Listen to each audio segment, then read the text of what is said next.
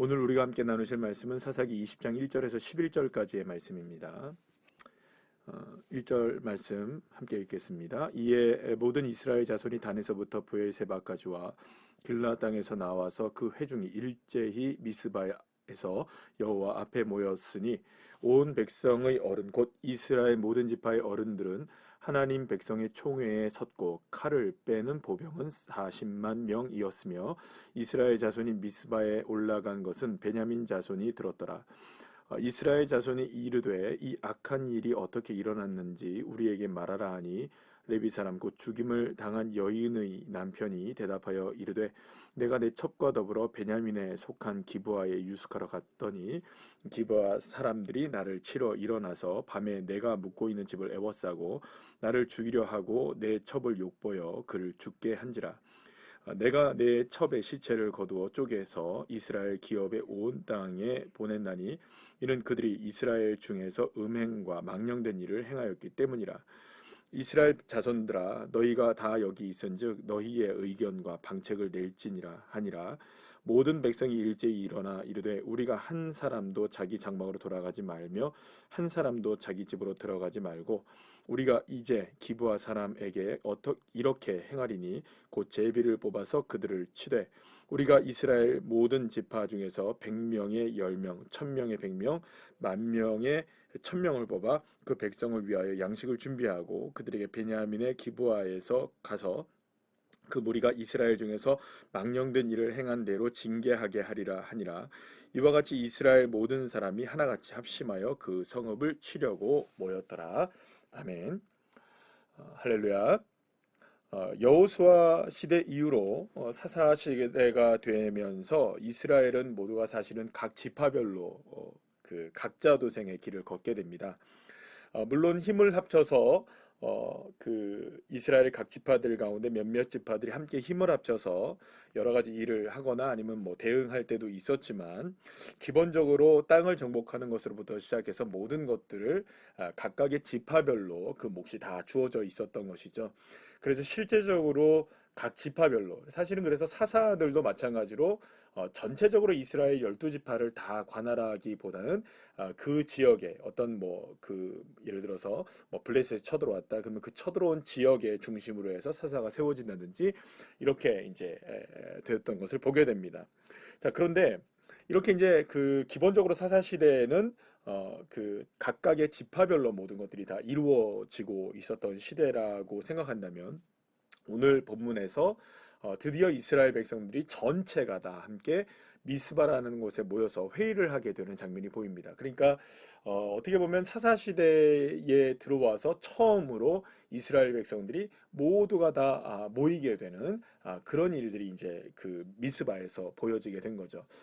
그리고 이후에도 우리가 이제 여러 사례들을 우리가 통해서 알게 되는 것들은 뭐냐면 이스라엘 백성들이 어려울 때마다 혹은 뭐 하나님 앞에 또 혹은 뭐 부흥을 원하거나 아니면 뭐 회개를 한다거나 이렇게 하나님의 뜻을 구할 때마다 이스라엘 백성들은 미스바에 모여서 이렇게 회개를 한다든지 금식을 한다든지 기도를 한다든지 하는 모습들을 우리가 보게 되죠.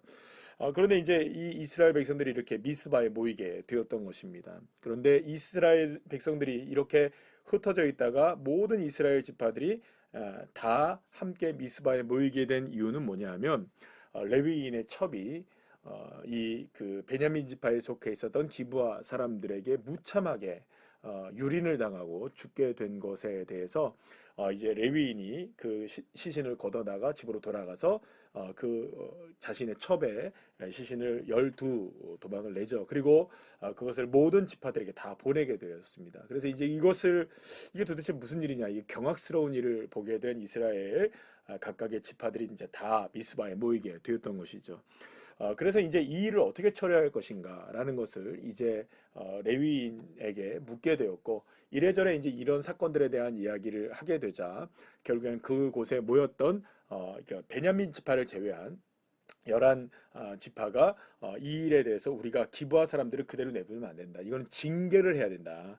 여기서 오늘 이제 6절 말씀에서 보시게 되면 오늘 본문의 6절 말씀을 보게 되면 레위인이 뭐라고 얘기를 하냐면 이스라엘 중에서 음행과 망령된 일을 행하였기 때문에 이건 가만히 둬서는 안 된다. 그래서 이제 결국에는 10절 말씀에 이런저런 이야기를 하면서 뭐라고 하냐면 그 무리가 그러니까 모여들은 미스바에 모였던 이스라엘 12지파가 11지파가 무슨 얘기를 하냐면 이스라엘 중에서 이러한 망령된 일을 행한 대로 그들을 징계해야만 한다. 이거는 그냥 내버려 둘 수가 없다. 이거는 너무나 엄한 그 엄중한 사건이기 때문에 이걸 그대로 방치했다가는 우리 이스라엘 안에 지금 음행과 망령된 일이 그대로 만연되게 될 거니까 이거는 이스라엘 백성들 안에서 망령된 일과 이런 음행들을 끊어내기 위해서라도 이건 반드시 바로잡아야 한다라는 것으로 이제 결의하게 되었고 결국에는 이제 이렇게 돼서 이제 베냐민 지파의 그 나머지 11지파가 이제 전쟁을 벌이게 되는 이런 사건으로 이제 이렇게 비화되게 되어지게 됩니다. 자, 이런 물론 여러분 한번 생각해 보시면 이런 결정을 한 건 어떻게 보면 당연한 결과라고 볼 수가 있어요. 왜냐하면 기브아 사람들이 지금 이런 끔찍한 일을 벌인 것은 분명한 큰 문제가 있었기 때문입니다. 무엇보다 어제도 우리 함께 말씀을 나눴던 것처럼 이 사건은 거의 어떤 사건과 동일한 사건이라고 말씀드렸습니까? 그렇죠. 그 소돔과 고모라에 버금가는 그런 사건이었던 겁니다. 소돔과 고모라가 유황불로 하나님 앞에 멸망을 당하기 직전의 상황과 별반 다름없는 상황이었기 때문에 반드시 이 일에 대해서는 여러분 그 징계가 필요한 것은 분명해 보입니다. 그리고 기브아 사람들을 이 부분에 있어서 그냥 넘어가면 안 되는 것이죠. 이러한 죄를 어떻게 이스라엘에게 그대로 냅둘 수가 있겠습니까? 아마도 이스라엘 백성들은 그걸 알았을 거예요. 이런 일들은 결코 이스라엘 안에서 일어나서는 안 된다. 이건 소돔과 고모라가 멸망하는 그런 일들이다. 그럼 이대로 죄를 방치한다는 것은 이스라엘 백성들도 무엇이 될 수 있다는 것일까요? 그렇죠. 소돔과 고모라와 같이 하나님 앞에 징계를 받을 수 있다는 것을 염두에 두었기 때문에 반드시 징계를 해야만 한다는 그런 결정을 내리게 된 겁니다. 그리고 또 그 부분에 있어서는 분명히 동의할 수 있는 부분이죠. 이런 죄를 어떻게 방치할 수 있고 어떻게 용인할 수 있고 만약에 그렇게 된다면 여러분 이스라엘에서는 그런 죄를 저지른다고 했을 때 더 많은 그런 죄들이 일어날 것이 분명해 보이기 때문입니다. 그러니까 어떻게 보면은 이스라엘 백성들로서는 이스라엘 전체적인 이런 영적인 흐름에 있어서 이러한 음행과 망령된 일을 끊어내는 것은 굉장히 중요한 일이라고 볼 수 있습니다. 그러니 어떻게 보면은 당연히 이런 부분에 있어서 죄를 묻는 것은 분명해 보입니다. 그래서 나중에도 우리가 함께 보게 되겠지만 하나님도 이 부분에 있어서는 분명히 인정을 하십니다. 인정을 하세요. 왜냐하면 그건 너무나 분명한 명백한 잘못이기 때문입니다. 자, 그러면 여러분 한번 생각해 보시죠. 지금 오늘 우리가 그 레위인이 뭐라고 얘기하느냐? 다시 한번 6절 말씀해 보시면 그들이 이스라엘 중에서 음행과 망령된 일을 행했기 때문이다. 그러니까 기브아 사람들이 이렇게 음행과 망령된 일을 행했기 때문에 우리는 이것을 그대로 놔두면 안 된다. 반드시 징계해야 된다. 여러분, 그렇다면 지금 레위인이 이 이야기를 할 자격이 있나요? 레위인이 지금 첩을 두어서 이 일이 벌어지게 되었죠. 그러면 여러분 이거는 레위인에게는 음행과 망령된 일이 없었을까요? 그 앞전에 있는 일을 보시죠. 미가의 가정을 한번 보시죠. 음행과 망령된 일이 없었습니까? 레위 청년을 보시죠. 망령된 일이 없었습니까? 단지파가 지금 라이셀 땅을 점령하는 과정에서 망령된 일은 없었습니까? 자, 그러면 그 이전으로 돌아가 보죠. 우리가 삼손을 봤습니다. 그러면 삼손은 나실인으로 하나님 앞에 구별된 인생이었는데 그에게는 음행과 망령된 일은 없었습니까? 블레셋 여인에게 그렇게 빠지게 되었고 들릴라에게 빠지게 되었고 결국 이런 것들 모두가 다 음행과 망령된 일 아니었나요? 또 그 이전에 앞전의 일로 한번 가보죠. 입다라는 사사가 있었습니다. 입다 사사는 어떤 일을 벌였습니까? 여러분 너무나 잘 아시는 대로 승리하고 돌아왔을 때 자신의 딸을 어떻게 됩니까? 결국에는 인신 제사의 제물로 바치지 않습니까? 그건 여러분들 하나님을 기뻐하시는 일일까요? 망령된 일일까요? 망령된 일 아니었습니까? 그러면 그 이전의 것으로 한번 돌아가 보죠. 여러분 한번 생각해 보세요. 기드온의 일을 생각해 보시죠. 승리하고 미디안과의 전쟁에서 승리하고 돌아왔을 때 그는 무엇을 만들었습니까? 금 에봇을 만들었죠. 그것이 어떻게 되었습니까? 이스라엘 백성들 안에서 음란하듯 섬기게 되는 일이 벌어지게 되었죠. 음행과 망령된 일 아니었습니까? 여러분 사사들의 지금 이야기들을 우리가 쭉 봐왔고 그리고 또 미간의 집안에 관한 이야기들도 우리가 쭉 봐왔습니다. 그럼 여기 안에서 우리가 지금까지 계속적으로 지금 사사시대 이야기를 보면서 도대체 우리가 본 것은 정말로 정의롭고 정말로 하나님의 은혜였고 하나님의 능력, 하나님의 말씀을 온전히 행하는 이스라엘의 모습이었나요? 아니면 음행과 망령된 일들만 우리가 보았나요? 근데 왜 갑자기 이 일만 망령된 일이라 음행이니 우리가 그걸 징계해야 된다고 얘기할까요? 사실은 지금 이 일을 우리가 지금 이스라엘 백성들이 미스바에 모여서 정말로 이 일을 우리가 음행이고 망령된 일이니 징계를 해야 된다고 결정을 내리고 있는 그 사람 모두가 다 사실은 지금 무엇으로 살고 있었던 사람들일까요? 그들 자신 스스로가 지금까지 음행과 망령된 일을 다 행하고 있었던 사람입니다. 분명하게 문제는 분명합니다. 잘못도 분명합니다. 하지만 왜 자신들의 죄에 대해서 그리고 과거의 죄에 대해서는 왜 그것에 대해서는 문제를 삼지 않습니까? 왜 침묵하고 있나요? 왜 이런 부분들은 모두가 다 침묵하고 있나요?